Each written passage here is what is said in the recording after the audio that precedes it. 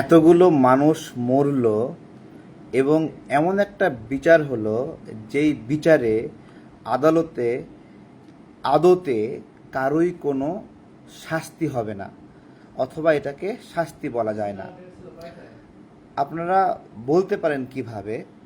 আমি বলছি যে তিনজন ব্যক্তির বিচার হলো, এর মধ্যে কামাল সাহেব, সাবেক প্রধানমন্ত্রী শেখ হাসিনা এবং আইজিপি মামুন, এই তিনজন ব্যক্তি। যদি শেখ হাসিনা হুকুমকারী হয় আর স্বরাষ্ট্রমন্ত্রী হিসেবে কামাল সাহেব যদি সেই হুকুমের বাস্তবায়ন আইজিপি মামুনের মাধ্যমে করেন, তাহলে এই তিনটা ঘটনায় আমি কেন ভুল খাওয়ানো বলতেছি দেখেন। আইজিপি মামুন জেলে আছে আর বাকি দুইজন দেশেই নাই। ঠিক যাকে ধরতে পারলো রাষ্ট্র, তাকে একটা স্কিপ করার সুযোগ করে দিল। তাকে 3 বছর, 2 বছর বা 5 বছর একটা শাস্তি দিল, দিয়ে যাদের কোনোদিন এই রাষ্ট্র ধরতেই পারবে না তাদেরকে মৃত্যুদণ্ড, ফাঁসি বা এরকম দেওয়া হলো। তো বিচারের যে নীতি, সেই নীতি অনুযায়ী রাজসাক্ষী যে হবে তাকে ক্ষমা করতে পারে আদালত। হ্যাঁ, একটু আগে মীর মুগ্ধর ভাই মীর স্নিগ্ধ এবং মীর মুগ্ধের বাবা জুলাই গণ অভ্যুত্থানের আরও অনেক সহযোদ্ধার মতামত আমি দেখেছি এবং ব্যক্তিগতভাবে অনেকের সাথে ফোন করেও কথা বলেছি যারা নিহত। তারা আইজিপি মামুনের এই লঘুদণ্ড মানতে পারছে না। এখন আমাকে যদি বলেন আপনি কি মানতে পারছেন, আমি মনে করি আমি মানতে পারছি না। আইজিপি মামুনের ক্ষেত্রে যেটা হয়েছে, আইজিপি মামুনের বাড়ি হলো সাল্লাতে। সাল্লা, দিরাই, এই এলাকাগুলো তো আমরা চিনি। সুনামগঞ্জের 2 আসন। অ্যাডভোকেট শিশির মনির, জামাতে ইসলামের একজন সেলিব্রিটি প্রার্থী, তিনি এবং আইজিপি মামুনের বাড়ি পাশাপাশি। এবং এই মামলার ক্ষেত্রে আইজিপি মামুনকে আইনি সেবা দিচ্ছেন শিশির মনিরের ল ফার্ম, ল ল্যাব। জাহিদ নামে সম্ভবত একজন আইনজীবীকে তারা দাঁড় করিয়েছেন। প্রথম দিন শিশির মনির নিজেই দাঁড়ানোর চেষ্টা করেছিলেন। তো আমি এটা আইনের ভাষায়, যে কোনো ব্যক্তি যদি এরকম হয় যে আত্মসমর্পণ করেছে অথবা দোষ স্বীকার করেছে, অথবা দুইজন ব্যক্তির মধ্যে একজন পলাতক আর একজন গ্রেপ্তার হয়েছে, সে আরেকজনের বিরুদ্ধে সাক্ষী দিচ্ছে, তাহলে তার ক্ষেত্রে লঘু শাস্তি হওয়ার একটা বিধান আছে। এটা বিচারিক প্রক্রিয়ার একটা প্রক্রিয়া।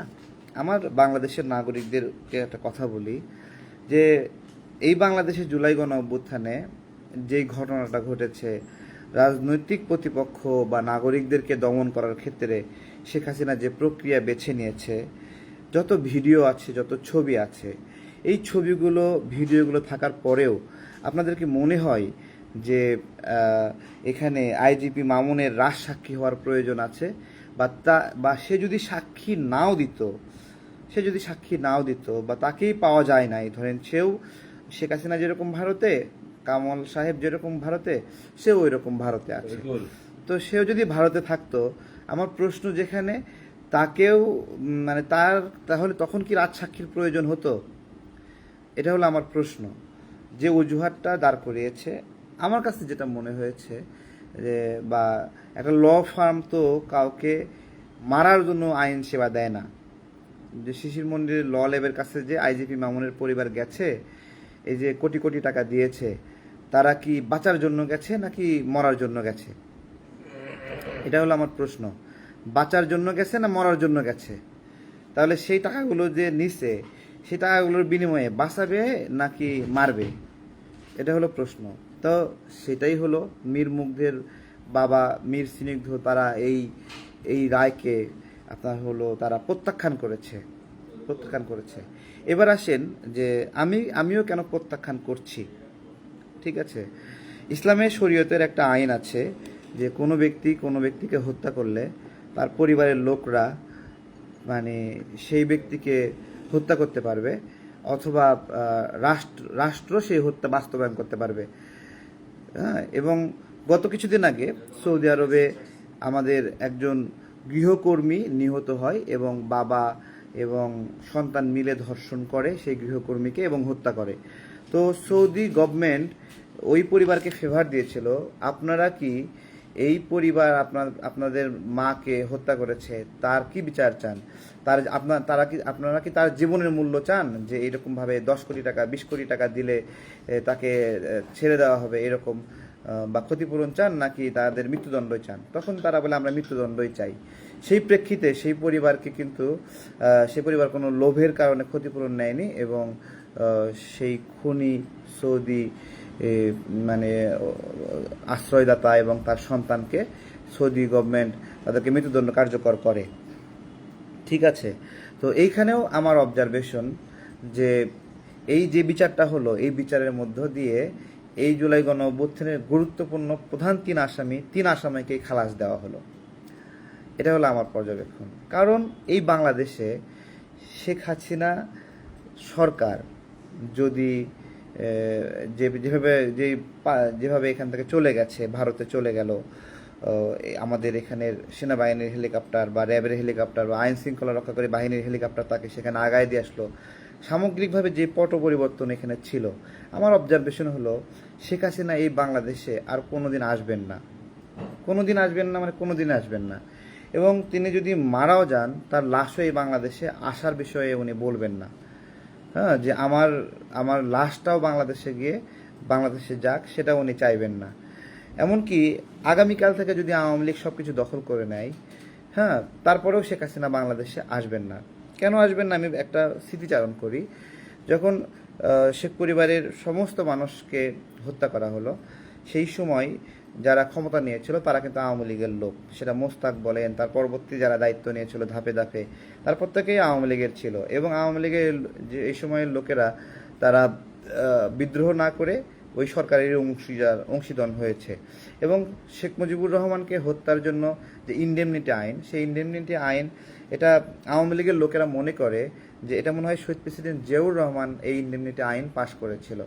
আমি আজকে একটা কথা বলি, শহীদ প্রেসিডেন্ট জিয়াউর রহমান এই ইনডেমনিটি আইন পাশ করেননি, বরঞ্চ খন্দকার মোস্তাক এবং সেই সময়ের আরও যারা আওয়ামী লীগের নেতা, তোফায়েল আহমেদ, তারপরে এইচ.টি. ইমাম, তারা মিলে 5 জন মিলে সেই সময় সেই ইনডেমনিটি আইন, দায় মুক্তির আইনে যে শেখ মুজিবুর রহমানের হত্যা সরল বিশ্বাসে হয়েছে এরকম একটা দায় মুক্তি দিয়ে সেই সময় একটা ইনডেমনিটি আদেশ হয়, সেটা শহীদ প্রেসিডেন্ট জিয়াউর রহমান করেননি। আজকে আওয়ামী লীগের উদ্দেশ্যে একটা কথা বলি, আপনারা যেভাবে জিয়া পরিবারকে ঘৃণা করেন, শহীদ প্রেসিডেন্ট জিয়াউর রহমানের কবর নিয়ে যত কটাক্ষ করেছেন, এই গণঅভ্যুত্থানের পরে আপনাদের উপরে সেই তুলনায় কতটুকু নিপীড়ন করেছে বিএনপির লোকেরা? একটা প্রশ্ন আমার। দ্বিতীয় প্রশ্ন হলো যে শহীদ প্রেসিডেন্ট জিয়াউর রহমান যদি একটা আলাদা রাজনৈতিক দল না খুলতেন, তিনি যে বিপ্লবী ও সংহতি দিবসের মধ্য দিয়ে তার যে রাজনৈতিক উত্থান, এই যে সেনা কর্মকর্তা, সৈনিকরা, জনগণ মিলে বিপ্লবের মধ্য দিয়ে তাকে যে রাষ্ট্রপতি বানায় দিল, এই ঘটনা যদি না ঘটতো, আমি তো মনে করি যে আওয়ামী লীগ নামের যে দল, তারা শহীদ প্রেসিডেন্ট জিয়াউর রহমানের পরিবারকে কোলে নিয়ে রাখতো। এবং আমার খুব স্মরণ আছে একটা ঘটনা, একটা বিবৃতি আমি দেখেছিলাম যে মুক্তিযুদ্ধের পরে যখন শেখ মুজিবুর রহমান বাংলাদেশে আপনার হলো শাসন ক্ষমতা গ্রহণ করলেন, তখন তার যে আপনার হলো প্রশাসনিক দপ্তর, সেই দপ্তরের এখানে নিয়মিত সেই 26 মার্চ 27 মার্চের শহীদ প্রেসিডেন্ট জিয়াউর রহমানের সেই ভাষণ বাজানো হতো সকাল করে, এবং যদি আস্তে আওয়াজ হতো তখন সেই আওয়াজটা একটু বাড়িয়ে দিতে বলা হতো। তো আমার প্রশ্ন হলো যে যতক্ষণ না পর্যন্ত রাজনৈতিক প্রতিপক্ষ হয়নি শহীদ প্রেসিডেন্ট জিয়াউর রহমান, ততক্ষণ পর্যন্ত কিন্তু শহীদ প্রেসিডেন্ট জিয়াউর রহমানকে একবারে মাথার মুকুট বানিয়ে রেখেছিল আওয়ামী লীগ, স্যার, তাই না? আজকেও যদি রাজনৈতিকভাবে প্রতিপক্ষ না হতো, তাহলে এই জিয়া পরিবারের অবদান, তাদের যে স্যাক্রিফাইস, বেগম জিয়াকে নিয়েও কত কটাক্ষ করা হয়েছে যে উনি হলো পিনাকি ভট্টাচার্য কয়েকদিন আগে একটু আগ বাড়ায় একটু কটাক্ষ করলো যে কি ওই যে কোন জেনারেল আরওয়ার নাকি তাকে নিয়ে একটা কটাক্ষ করলো। এই বাংলাদেশে যে সকল মায়েরা এদেশের জন্য ত্যাগ স্বীকার করেছে, সেই ত্যাগ স্বীকার করা মায়েদের মধ্যে বেগম জিয়া কিন্তু একবারে এক নাম্বারে লিখতে হবে, এক নাম্বারে লিখতে হবে, কারণ উনিও এই মুক্তিযুদ্ধে নিপীড়নের শিকার একজন মানুষ। তো সেই পরিবার আজকে রাজনীতি আসার কারণে শুধুমাত্র মুক্তিযুদ্ধের এত বড় লিগেসি থাকার কারণে তাকে সর্বোচ্চ মানে শত্রুতার কাতারে আওয়ামী লীগ ফেলে দিয়েছিল। আমার প্রশ্ন হলো, আপনারা কি তারা রাজনীতি না করলেও এরকম শত্রু বানাতেন? তারা কি আসলে আপনাদের চরম শত্রু হওয়ার মতো কোনো উপাদান? তারপরে শেখ হাসিনার কথা বলছি, যে স্যার যখন আওয়ামী লীগের লোকেরা শেখ মুজিবুর রহমানের পরে বিভিন্ন স্তরে ক্ষমতা গ্রহণ করলো, আওয়ামী লীগের লোকেরা যতদিন ক্ষমতায় ছিল, শহীদ প্রেসিডেন্ট জিয়াউর রহমান ক্ষমতা না নেওয়া পর্যন্ত, ততদিন পর্যন্ত শেখ হাসিনা এই বাংলাদেশে আসার কোনো সাহস করেছে? কোনো সাহস করেছে? সাহস কিন্তু করেনি। তাহলে শহীদ প্রেসিডেন্ট জিয়াউর রহমান নেওয়ার পরে তাকে সেইটুকু আস্থা দিয়েছে, ভরসা দিয়েছে, বা সেই পরিবেশ তৈরি করার পরে তিনি বাংলাদেশে আসার জন্য স্পেস নিয়েছেন। যাক, এই আলোচনা এখানে প্রাসঙ্গিক না, আমি আমার আলোচনা শেষ করছি আবারও। প্রথমত আইজিপি মামুনের যেই শাস্তি দিয়েছে 2 বছর, 3 বছর বা 5 বছর জেল, আমি ঘৃণা ভরে প্রত্যাখ্যান করছি।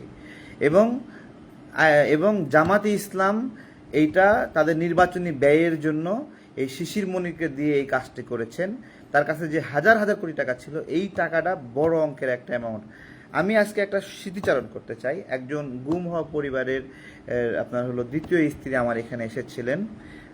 তিনি আপনার হলো চৌধুরী সাহেব গুম হয়েছিলেন, একজন কমিশনার, আপনারা চৌধুরী সাহেব নামে তাকে সবাইকে চেনেন।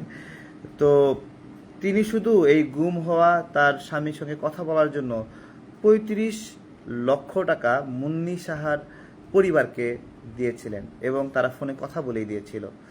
তো এই ধরনের কেসে আইনি সাপোর্ট দেওয়ার ক্ষেত্রে কত টাকা লেনদেন হয়, এটা জাস্ট আপনারা অনুমান করেন যে এই আইজিপি মামুনের ক্ষেত্রে কত টাকা লেনদেন সেখানে হয়েছে। তো স্নিগ্ধের বাবা, মীর মুগ্ধের বাবার মতো আমিও আপনার হলো আইজিপি মামুনকে বাঁচিয়ে দেওয়ার যে একটা প্রক্রিয়া, এই প্রক্রিয়া ঘৃণ্য ভরে প্রত্যাখ্যান করছি। বস্তুত আজকে যে বিচারটা হয়েছে, এই বিচারে কারো কোনো শাস্তি হচ্ছে না, আদতে কোনো শাস্তি হচ্ছে না। আবারও বলছি, কোনো শাস্তি হচ্ছে না। শেখ হাসিনার লাশও এই বাংলাদেশে আসবে না, কামালের লাশও বাংলাদেশে আসবে না, তারা তো দূরের কথা। আসবে না, আসবে না, আসবে না। এইবার প্রশ্ন করি, ধানমন্ডি 32-এ ব্যাপক পরিমাণে উত্তেজনা সৃষ্টি করছে পিনাকি ভট্টাচার্য, ইলিয়াস। আমি বলছি কেন? এখানে যে পুলিশ ভাইরা দাঁড়িয়ে আছেন, আপনাদেরকেও জিজ্ঞাসা করছি, কেন দাঁড়িয়ে আছেন? কেন দাঁড়িয়ে আছেন? কেন? মানে এই যে মানুষগুলো এখানে বিক্ষোভ করছে ধানমন্ডি 32 ভাঙার জন্য, পুলিশ ভাইদেরকে বলতেছি, কেন দাঁড়িয়ে আছেন? আপনারা কি নিজের শেখ মুজিবুর রহমানের প্রতি প্রেম ভালোবাসা থেকে দাঁড়িয়ে আছেন? জবাব দিতে পারবেন কেন দাঁড়িয়ে আছেন? নিজের ইচ্ছা করে খুশি লাগছে থেকে দাঁড়িয়ে আছেন? না, ডক্টর ইউনূস সরকার আপনাদেরকে দাঁড়িয়ে থাকতে বলেছে, সেজন্য আপনারা দাঁড়িয়ে আছেন। এবং এক প্রকার অন্তে ডক্টর ইউনূস সরকার আজকে একটা বিচার করলো, যে বিচারে আদতে কারো কোনো শাস্তি হচ্ছে না, যারা ধরাছোঁয়ার বাইরে, এবং যে ধরাছোঁয়ার মধ্যে ছিল তাকেও 3 বছরের জেল, 5 বছরের জেল, 2 বছরের জেল এরকম করা হয়েছে। আমার প্রশ্ন হলো যে যারা এখানে বিক্ষোভ করছে, পুলিশকে মারছে, পুলিশ মানে হলো কি দায়ে ওখানে দাঁড়ায় আছে? ডক্টর ইউনূস সরকার বলছে সেজন্য যদি তাই হয়, তাহলে ডক্টর ইউনূস এবং জনগণ কি মুখোমুখি হয়ে গেল? আমি জানি না, আমি বুঝতে পারছি না কেন দাঁড়িয়ে আছে, আমার বোঝার কারণ নাই।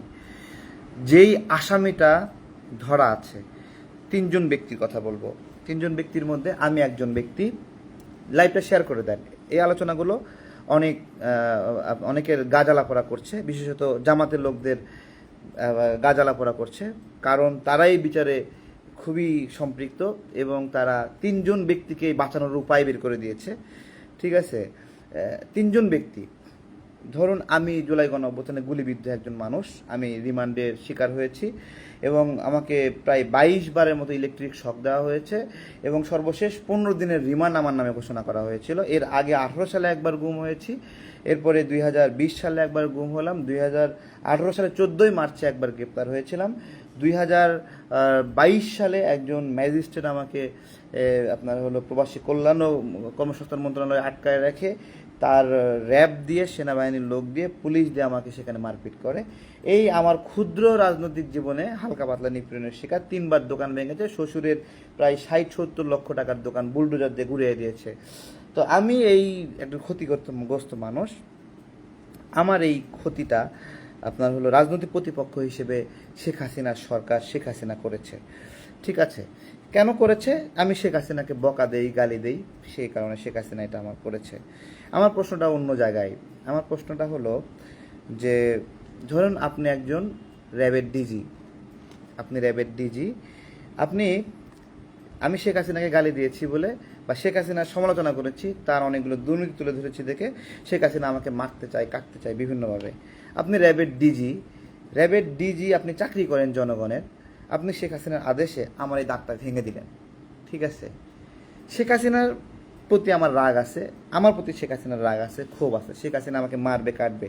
কিন্তু র্যাবের ডিজি আপনি যে আমার দাগটা ভেঙে দিলেন, আপনার প্রতি আমার কি রাগ ছিল? র্যাবের ডিজি কি করলো? র্যাবের মিডিয়া সেন্টারে 3 ফিট বাই 3 ফিট একটা রুমে আমাকে এসে জিজ্ঞাসা করলো আটক অবস্থায় যে কেমন আছো। আমি বললাম আলহামদুলিল্লাহ আছি। টানা 2-2.5 দিন নিপীড়নের পরে বললাম আলহামদুলিল্লাহ। সে বলতেছে যে বাইনচোদ, এত নির্যাতন করার পরে তুই আলহামদুলিল্লাহ বলতেছিস রে, বলে মার শুরু করলো। এত মার দাঁত ভেঙে গেল, তার হাতের এখানে আমার দাঁত দিয়ে ছিলে গেল, একটু রক্ত বেরোলো। সে আরও রেগে গিয়ে গ্লাভস পরে এসে মাথায় ঘুষাতে সে ক্লান্ত, এরপরে না পায়রা দেয়ালে বাড়ি দিতে আমাকে ওখানে শোয়াই ফেললো। আমি অজ্ঞান হয়ে গেলাম। আমার যে জায়গায় প্রশ্ন, যে শেখ হাসিনা আমার রাজনৈতিক প্রতিপক্ষ, র্যাবের ডিজি তাকে আমি গালি দিয়েছি, সে আমাকে কেন মারলো? একটা স্মৃতিচারণ করি। বাইডেন যখন আপনার হলো ট্রাম্পের লোকদেরকে পুলিশ প্রধানকে বললো ওদেরকে গ্রেপ্তার করো, ওদেরকে ব্যবস্থা নাও, তখন পুলিশ প্রধান বলল যে আমি তো আপনার বেতনে চলি না, জনগণের বেতনে চলি, আমি তো জনগণকে কেন গ্রেপ্তার করব? তো সেই জায়গাতে আমারও প্রশ্ন যে এই র্যাবের ডিজি, সে তো জনগণের আপনার হলো সার্ভিস দিয়েছে, হ্যাঁ, সে কেন আমাকে আঘাত করছিল বারবার? তাহলে আপনার হলো দ্বন্দ্বের যে ইসলামিক ব্যাখ্যা, সেটা হলো আমি যদি কাউকে বকা দেই তাহলে সে আমাকে একটা বকা দেওয়ার অধিকার রাখে। আমি যদি কাউকে খুন করি তাহলে তার সন্তানরা আমাকে হত্যা করার বা আমার মৃত্যু চাওয়া তাদের অধিকার রাখে, এবং সেটা রাষ্ট্রের হস্তক্ষেপে সেই হত্যা বাস্তবায়ন হবে। ঠিক আছে, এইটা হলো দুইজন বিবাদমান ব্যক্তির মধ্যে দিয়ে। তাহলে আইজিপি মামুন, এই যে আমরা রাজনৈতিক প্রতিপক্ষ হিসেবে শেখ হাসিনার বিরুদ্ধে লড়াই করতেছি, সংগ্রাম করতেছি, আইজিপি মামুন এখান থেকে কই থেকে আসলো? বেতনভুক্ত একটা, সে কেন উপযাজক হয়ে এতগুলো মানুষকে হত্যা করতে পুলিশ বাহিনীকে ব্যবহার করলো? এই ব্যাখ্যা কেউ কোনোদিন দিতে পারবে? আজকে সে জায়গাতেই বলছি যে আমি তার যে সাজা মওকুফের বিষয়টি আছে প্রত্যাখ্যান করছি, এবং এই বিচার 3 জন অপরাধীকেই মুক্তি দেওয়ার একটা প্রক্রিয়া। ভালো থাকবেন আপনারা।